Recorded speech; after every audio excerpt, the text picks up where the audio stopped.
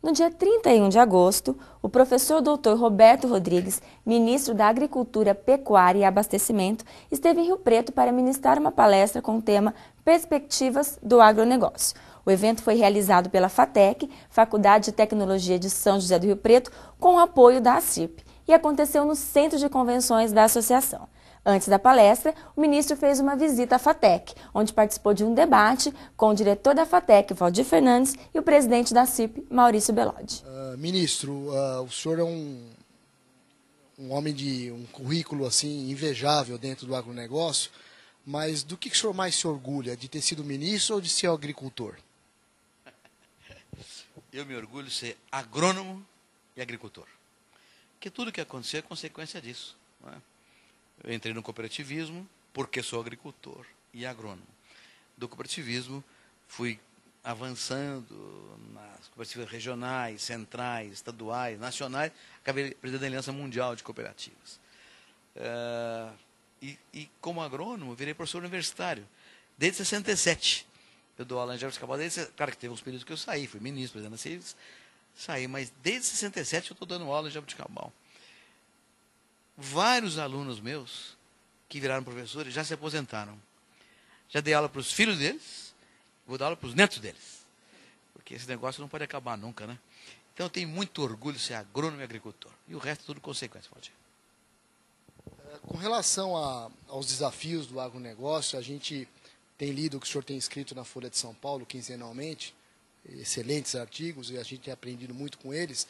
Mas eu queria que o senhor falasse um pouco sobre esse grande desafio da tecnologia de gestão para o agronegócio. O senhor poderia falar um pouco sobre isso? Bom, com a economia globalizada, o que é fundamental é que um produto, qualquer produto que você faça, seja competitivo. Como é que se dá a competitividade? Pela qualidade e pelo preço do produto. Quanto mais qualidade, melhor o preço, tanto mais será ele competitivo. O que é que determina a qualidade e o preço? Dois fatores: tecnologia e gestão. Não adianta nada você ser um excelente agrônomo, né, e saber todas as tecnologias possíveis e imagináveis, se você compra mal o seu defensivo, a sua semente, se vende mal a sua produção final. Se você não entende nada de relações públicas, se você não é capaz de cuidar de recursos humanos, se você não trata do meio ambiente, se você não cuida adequadamente da questão fiscal, tributária, se você não entende de finanças. Não adianta nada você entender de tudo isso, finanças, gestão, etc., se você não entende o mínimo de como lavrar a terra, como arrancar dela com generosidade o máximo que ela pode dar, sem dela se extrair o que ela tem que manter, né? Sustentavelmente, portanto. De modo que esses dois temas, gestão e tecnologia, são as alavancas centrais do processo competitivo. Sem elas, não há competitividade, não há progresso, não há avanço e não há vitória. Primeiro eu gostaria de registrar para o nosso telespectador a satisfação da Associação Comercial em receber o ministro Rodrigues no nosso centro de convenções, na Avenida Madibacite, nessa ação integrada junto com a FATEC, para trazer uma mensagem do agronegócio nacional aqui para a região de São José do Rio Preto. Eu quero dizer também que o ministro Rodrigues foi minha grande inspiração para ser engenheiro agrônomo, e eu quero dizer que eu tenho esse mesmo orgulho que ele tem em ser engenheiro agrônomo e, portanto, poder atuar nos agronegócios. Ministro Rodrigues, a nossa região ela tem um perfil bem diversificado nos agronegócios. E eu vou perguntar para o senhor das nossas principais cadeias produtivas, começando pela cadeia da carne. Nós temos aqui na nossa região grandes frigoríficos, num raio de 150 quilômetros, e eu gostaria de ouvir do senhor um pouquinho quais as perspectivas que o senhor vê para a carne vermelha brasileira, tanto para o mercado doméstico como para o nosso mercado externo.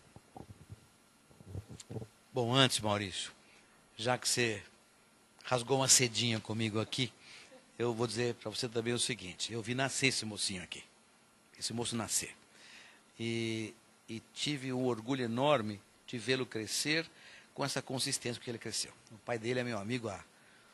Melhor não falar quanto tempo, não ficar muito chato para ele e para mim. Mas nós somos amigos de 3 gerações. Né?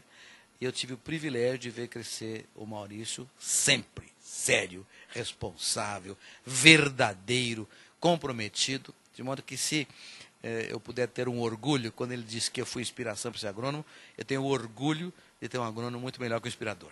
É um prazer estar com você aqui, Maurício. Bem como com você, Rodrigo, que também foi meu aluno e um grande companheiro no cooperativismo e nos mecanismos de promoção do agronegócio brasileiro. É uma alegria estar com vocês dois aqui em Rio Preto. Bom, Maurício, sua pergunta não é bem a minha praia. O negócio é mais agricultura. Mas eu vou dizer o que eu penso olhando o mundo como eu tenho olhado, viajando. Estou viajando muito, Maurício. Hoje eu estou como conselheiro de várias empresas, algumas internacionais e também de instituições, algumas internacionais. Tenho viajado muito, sobretudo para discutir a questão da agroenergia em termos globais, né? E isso me leva a observar os mercados, a reação das pessoas, etc. Eu acho que a carne vermelha brasileira tem um diferencial em relação ao gado do hemisfério norte, o gado europeu principalmente, sobretudo pela qualidade dela, diz respeito à mistura da gordura na carne. Nossa carne é saudável e o mundo já sabe disso. Claro que, na pergunta que você me fez antes, Valdir, essa coisa da competitividade, o sujeito que está perdendo o mercado, que está perdendo posição, cria todo tipo de informação, nem sempre verdadeira, não é? Para fazer com que o adversário ou concorrente perca espaço. É a luta pela sobrevivência. Então, sempre vai ter gente dizendo que ovo dá colesterol. Aí vem a turma e fala, não, isso é conversa fiada. Quem ficou sem comer ovo perde um tempo enorme, porque não dá colesterol coisa nenhuma. Ah, que o café excita. Mas que? Tem gente que toma café para dormir. Não é? Então, sempre vai ter alguém criticando alguma questão dos nossos produtos. Mas a carne vermelha brasileira é de excelente qualidade, é muito saudável, permite um crescimento das células do corpo humano sem problemas de natureza crônica, nenhuma natureza crônica. Então, é uma carne super saudável. E está avançando no mundo inteiro. Se nós estamos crescendo tão rapidamente no mundo, por quê? É porque o brasileiro é bonito? Que o pessoal que compra carne lá na Irlanda, que é adversário nosso, gosta do carnaval, do futebol? Não. É que a nossa carne é boa, é barata, tem qualidade, tem competitividade. E nós temos um produto rural de grande competência também. Então, acho que o futuro é brilhante para a carne brasileira. Para finalizar, uma segunda e última pergunta. A cadeia da cana tem crescido muito em nossa região, com ampliação de algumas plantas produtivas e também com a fundação de novas plantas. Como é que o senhor vê o setor sucroalcooleiro como um todo? Como é que o senhor vê a questão da agroenergia ligada ao setor sucroalcooleiro e, especificamente, na nossa região, se o senhor vê algum diferencial competitivo para a cadeia da cana? Isso demandaria uma conversa muito longa. Eu vou tentar ser sucinto, Maurício.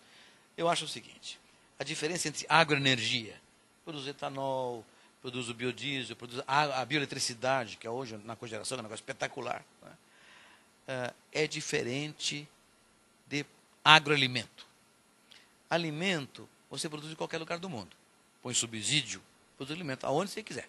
Pode não ser competitivo em termos normais, mas você vai na Sibéria, faz estufa, põe subsídio e faz alimento lá. Agroenergia não. Agroenergia é uma relação de 3 fatores. A terra, a planta e o sol. E o sol está entre o Trópico de Câncer e o Trópico de Capricórnio, que é onde estão a América Latina, a África subsaariana e a Ásia mais pobre. Esses países serão, portanto, se tivermos competência, os líderes mundiais no suprimento da commodity mais importante do século XXI, que é a energia. No século XX, a demanda agrícola era segurança alimentar, até por causa da guerra, da Segunda Guerra Mundial. No século XXI, a demanda é energia. Não se faz mais nada sem energia. E é evidente que a demanda crescente por combustíveis líquidos não fará do petróleo o grande salvador. Porque o petróleo não vai acabar, mas vai ficar mais caro e tem um problema ambiental que é dramático. O ministro de Petróleo da Arábia Saudita recentemente disse uma frase antológica. Diz o seguinte, a idade da pedra não acabou porque a pedra acabou. A idade da pedra acabou porque apareceu o aço, apareceu o ferro, que é melhor que a pedra. A idade do petróleo não vai acabar porque o petróleo vai acabar, porque tem o etanol, porque tem o biocombustível, tem a bioeletricidade. Então, eu considero que o Brasil pode liderar um projeto global que muda a geopolítica. Essa é a minha ambição, na verdade, né? Num modelo de matriz energética renovável, ambientalmente mais correto, e na direção da economia verde que mitiga o aquecimento global. Então eu vejo a agroenergia como uma mágica mundial. Mas não vejo estratégia para isso, Maurício. Nem fora do Brasil e nem dentro do Brasil. É uma prioridade? É. Mas quais são as políticas estratégicas que o setor tem hoje? É tudo muito ocasional, factual, né? Casuístico até. Então, respondendo a sua pergunta, eu vejo a atividade canavieira como uma atividade fantástica. Não por causa do etanol e do açúcar, não. Também por isso. Há 50 anos eu ouvi do Mangelsdorff, que era um grande cientista norte-americano, ele dizia o seguinte: quando o século XXI estiver avançado, o açúcar vai ser um subproduto da cana. É verdade, hoje existem empresas como a Emeris, americana, está aí, a Braskem, trabalhando aqui no Brasil, com alcoquímica. Se a indústria petroquímica vai perder por causa do aumento do preço do petróleo, alguma coisa entrar no lugar dela.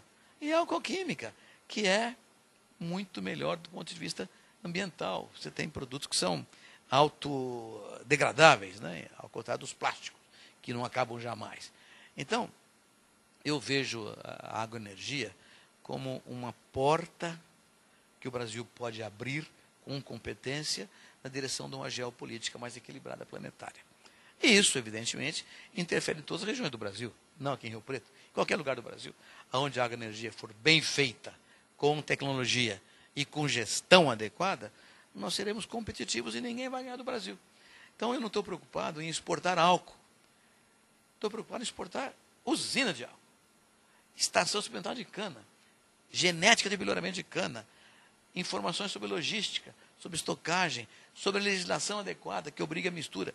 Se o Brasil tiver competência e montar uma estratégia para isso, nós vamos liderar um novo mundo, com uma nova matriz energética. Então, é assim que eu vejo o setor da agroenergia, como uma promessa que mude a geopolítica mundial. Porém, temos que ter juízo para que isso aconteça. Em visita à FATEC, o ministro conversou com alguns professores e aproveitou para conhecer as dependências da faculdade. A palestra abordou o agronegócio brasileiro e a importância da tecnologia de gestão na garantia de um futuro promissor aos empresários de todos os elos das cadeias produtivas. O evento figurou um marco para o agronegócio de São José do Rio Preto.